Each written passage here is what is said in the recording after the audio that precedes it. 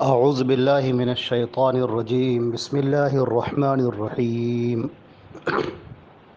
وأوحى ربك إلى النحل أن اتخذي من الجبال بيوتا ومن الشجر ومما يعرشون ثم كلي من كل الثمرات فاسلكي سبل ربك ذللا يخرج من بطونها شراب مختلف ألوانه فيه شفاء للناس إن في ذلك لآية لقوم يتفكرون۔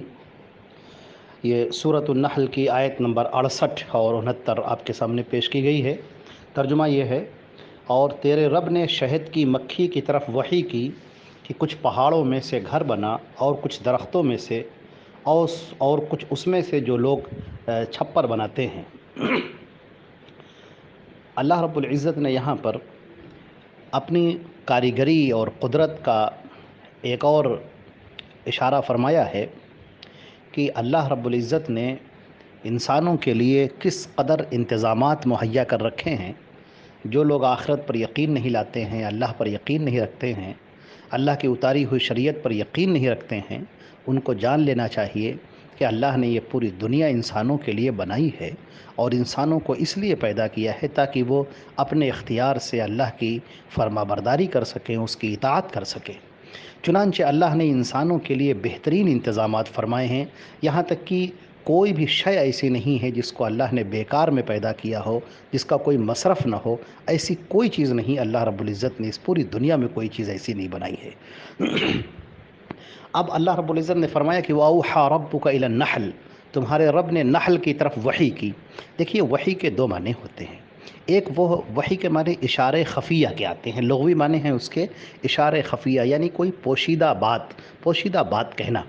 اب ایک تو وہ ہوتا ہے جو فطری طور پر کچھ چیزیں اللہ رب العزت نے ودیعت کر دی ہیں، کچھ چیزیں اللہ رب العزت ذہنوں میں ڈالتا ہے، انسانوں کے، جناتوں کے جو ذہنوں کے اندر ڈالتا ہے اور جو اپنی مخلوقات کے ذہنوں میں ڈالتا ہے، یہ چیزیں الہام کہلاتی ہیں۔ جیسے فَأَلْهَمَهَا فُجُورَهَا وَتَقْوَاهَا، اللہ نے انسانوں کے اندر خیر اور شر دونوں چیزیں، انسان کے اندر فجور اور تقوی دونوں انسان کے اندر ودیعت کر دی ہیں، ذہن کے اندر اس کو ڈال دیا ہے۔ آپ دیکھیں کہ انسان بہت ساری ترقیاں کرتے جا رہے ہیں، لگاتار آگے بڑھتے جا رہے ہیں، نئی نئی چیزیں سوچتے ہیں، نئی نئی ایجادات کرتے ہیں، یہ ان کے ذہنوں کے اندر ڈالنے والا اور ان تک ذہنوں کی رسائی کرنے والا یہ کون ہے؟ یہ اللہ رب العزت کی ذات ہے۔ تو یہ جو وحی کہلاتی ہے، یہ اللہ رب العزت انسان اپنی مخلوقات کے ذہنوں کے اندر، دماغ کے اندر ڈالتا ہے۔ اور ایک وہ وحی وہ ہے جس سے رسول کے اوپر نازل ہوتی ہے، جو اللہ کا فرستادہ ہوتا ہے، جو اللہ رب العزت کے پیغام کو اس کے بندوں تک پہنچاتا ہے، اسے نبی اور رسول کہا جاتا ہے۔ یہ ہر ایک کو نہیں ہوتا ہے، یہ اللہ رب العزت جس کو منتخب فرماتے ہیں ان کے اوپر اپنی وحی نازل فرماتے ہیں۔ اللہ یصطبی الیہ من یشاء، اللہ خوب بہتر جانتا ہے کہ کس کو جو ہے نبوت دینی ہے، کس کو نبوت سے سرفراز کرنا ہے۔ یہ کوئی کسبی چیز نہیں ہے، یعنی اپنی محنت سے حاصل ہو جانے والی چیز یہ چیز نہیں ہے۔ چنانچہ آخری نبی حضرت محمد مصطفیٰ صلی اللہ علیہ وسلم تھے، جن پر اللہ رب العزت نے اپنی وحی فرمائی اور ان کے ذریعے سے پورے لوگوں کو، انسانوں اور جناتوں کو اپنے احکامات سے آگاہ فرمایا۔ یہ بھی اللہ رب العزت کا بہت بڑا انعام ہے۔ تو یہاں پر اللہ رب العزت نے فرمایا کہ تمہارے رب نے وحی کی، یعنی ذہن کے اندر بات ڈالی نحل کے، شہد کی مکھی کے، کہ تم گھر بناؤ، پہاڑوں میں اپنا گھر بناؤ، درختوں میں اپنا گھر بناؤ، اور جس سے لوگ چھپر تانتے ہیں، جو چھتریاں سی بناتے ہیں۔ عرشہ یا رشو کے معنی آتے ہیں چھتری جسے بنا لینا، سائبان کے طور پر، اس طور پر کوئی چیز بنا لینا اس کو کہتے ہیں۔ تو اللہ رب العزت نے یہاں پر یہ بات ارشاد فرمائی۔ ثم کلی من کل الثمرات، اس کے بعد تم ہر پھلوں میں سے کھاؤ، پھر اپنے رب کے راستوں پر چل پڑو جو مسخر کیے ہوئے ہیں، اور ان کے پیٹوں سے پینے کی ایک چیز نکلتی ہے جس کے رنگ مختلف ہیں، اس میں لوگوں کے لیے ایک قسم کے شفا ہے، بلا شبہ اس میں ان لوگوں کے لیے یقیناً ایک نشانی ہے جو غور و فکر کرتے ہیں۔ ثم کلی من کل الثمرات، یعنی یہ امر اباحت کے لیے ہے کہ تم کھاؤ، جو پھل ہیں جو چاہو پھل کھاؤ، اور اس میں سے خوراک لو اپنی۔ تو اللہ رب العزت نے ہر چیز کی فطرت میں اس کے نفع اور نقصان کی سمجھ رکھ دی ہے، جیسا کہ موسیٰ علیہ السلام نے فرمایا ربنا الذی اعطی کل شیء خلقہ ثم ہدی، ہمارا رب وہ ہے جس نے ہر چیز کو اس کی شکل و صورت بخشی پھر راستہ دکھایا۔ تو شہد کی مکھی کا خاص طور پر الگ ذکر فرمایا، وَأَوْحَىٰ رَبُّكَ إِلَى النَّحْلِ، اور تیرے رب نے شہد کی مکھی کی طرف وحی فرمائی۔ اب یہاں سے آپ دیکھیں میں یہاں سے مولانا عبدالسلام بھٹوی صاحب کی تفسیر کی کچھ چیزیں نقل کرتا ہوں. انہوں نے بہت اچھا لکھا ہے اس سلسلے میں کہ اہل علم نے اس کے گھر بنانے، اس کے نظام زندگی اور شہد بنانے کے عمل پر بہت تحقیق کر کے مستقل کتابیں لکھی ہیں کہ یہ چھوٹا سا جانور باقاعدہ ایک منظم حکومت کے تحت رہتا ہے. پورے چھتے کی ایک ہی ملکہ ہوتی ہے جس کے حکم اور اس کے کاموں کی تقسیم کے مطابق مکھیاں عمل کرتی ہیں. یعنی وہ تمام مکھیوں کو حکم دیتی ہے کہ تم یہ کرو، تم یہ کرو، تو یہ مکھیاں کام کرتی اس ملکہ کے حکم کے اوپر. یہ ملکہ دوسری مکھیوں سے اپنی قد و قامت میں اور اپنی وضاقتہ میں ممتاز ہوتی ہے. یعنی وہ تھوڑی سی الگ ہوتی ہے، وہ الگ دکھتی بھی ہے. مکھیاں اس کے لیے خاص غذا جو ہے مہیا کرتی ہیں جسے غذاء الملکہ کہتے ہیں، جو نہایت مقوی ہوتی ہے. اور یہ ملکہ یعنی جو رانی مکھی ہوتی ہے، یہ ملکہ 3 ہفتوں میں 6,000 سے 12,000 تک انڈے دیتی ہے.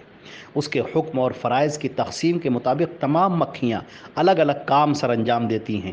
کچھ دربان ہوتی ہیں جو کسی اجنبی کو اندر نہیں آنے دیتی، کچھ انڈوں کی حفاظت کرتی ہیں، کچھ نئے نکلنے والے بچوں کی تربیت کرتی ہیں، کچھ موم کے ساتھ چھتا بنانے کے لیے معماری کا کام کرتی ہیں، کچھ وہ ہیں جو انہیں موم پہنچاتی ہیں. بعض سپاہی ہوتے ہیں جن کا کام چھتے کی حفاظت اور دشمن کا مقابلہ کرنا ہوتا ہے. کچھ پھولوں اور پھلوں سے رس چوستی ہیں جو ان کے پیٹوں کے کارخانے میں شہد بنتا ہے. وہ مکھیوں اور ان کے بچوں کے لیے خوراک اور انسان کے لیے غذا و دوا بنتا ہے. جبکہ موم انسان کی متعدد ضروریات مثلا روشنی اور علاج وغیرہ کے کام آتا ہے. ان کا چھتا بھی قدرت کی کاریگری کا عجب نمونہ ہے.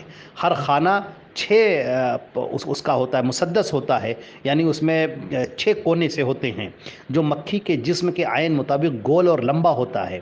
اور ہر ضلع ایسا برابر کی پرکار سے بھی کوئی فرق نہیں نکلے گا. تو مسدس بنانے میں یعنی اس کے جو 6 اس کے جو کونے ہوتے ہیں اس میں حکمت یہ ہے کہ گول یا مربع یا کسی اور بھی شکل کا ہوتا تو گھر کے اندر مکھی کے جسم سے زائد جگہ بچ جاتی یا گھروں کے باہر درمیان میں جگہ بچ جاتی. یہ مکھیاں صفائی کا نہایت اہتمام رکھتی ہیں.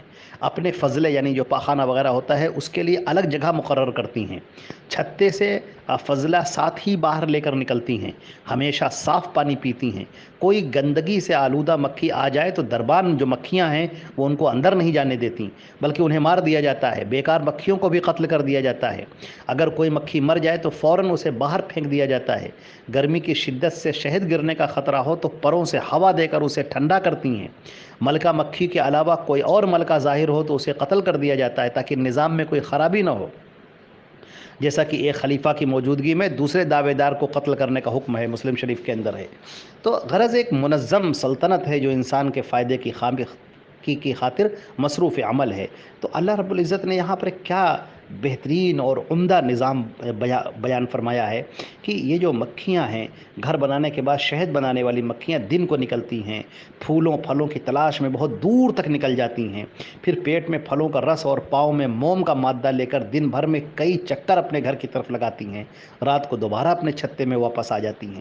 اتنی دور سے ٹھیک اسی جگہ واپس آنا ممکن نہیں تھا مگر یہ اللہ کی قدرت کا کرشمہ ہے. اس نے کھیتوں، شہروں، صحراؤں، پہاڑوں کے دور دراز اور بے نشان راستے اس کے لیے آسان اور مسخر کر دیے. وہ انہیں پر واپس پلٹ کر عین اپنے چھتے میں پہنچ جاتی ہے.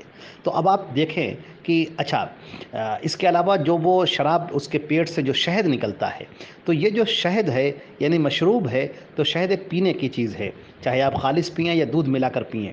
تو یہ اس کے اندر بڑے فائدے بیان کیے گئے ہیں. فیہ شفاء للناس، اس میں لوگوں کے لیے شہد میں بہت فائدے ہیں.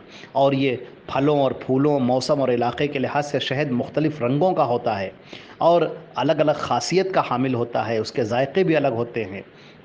تو یہ پروردگار کی کاریگری ہے. اللہ رب العزت کی عظیم قدرت ہے کہ ایک زہریلے کیڑے کے پیٹ میں تیار ہونے والا جو مشروب ہے اس میں لوگوں کے لیے شفا ہے. اب شفاء للناس لوگوں کے لیے شفا ہے. تو اس کے اوپر بھی بڑی کتابیں لکھی گئی ہیں اور لوگوں نے اس کے اوپر بہت سارے ریسرچ کیے ہیں اور اس سے پتہ چلا ہے کہ ان شہد کے اندر اللہ رب العزت نے بہت شفا رکھی ہے. انتہائی مقوی ہے، طاقتور ہے، بدن کی تمام ضرورتوں کو پورا کرنے والا ہے، کمزوری کو دفع کرنے والا ہے. تو اس میں لذت بھی ہے اور شفا بھی ہے. اور شہد میں خوبی یہ بھی ہے کہ نمی کو جذب کر لیتا ہے، اس میں جراثیم زندہ نہیں رہتے، اسی لیے زخم اور پھوڑے پر لگانے سے وہ جو ہے زخم اور پھوڑا جو ہے وہ جو ہے ٹھیک ہوتا ہے، آنکھوں اور پیٹ کی بیماریوں کا علاج ہے۔ نبی کریم صلی اللہ علیہ وسلم نے اس حال یعنی جب دست آ رہے ہوں، لوز موشن ہو رہے ہوں، تو اس میں مریض کو بار بار شہد پلانے کا اور آخر میں اس کے تندرست ہونے کی جو ہے حدیث بیان فرمائی ہے، جو صحیح بخاری کے اندر موجود ہے۔ تو اس آیت سے اور احادیث سے معلوم ہوتا ہے کہ شہد بیماری کا علاج ہے۔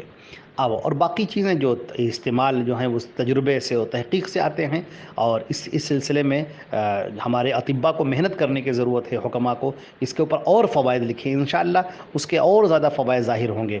تو اس طریقے سے اور بھی بہت سارے اس کے فوائد ہیں جو شہد کی مکھی کے ہیں اور شہد کے ہیں۔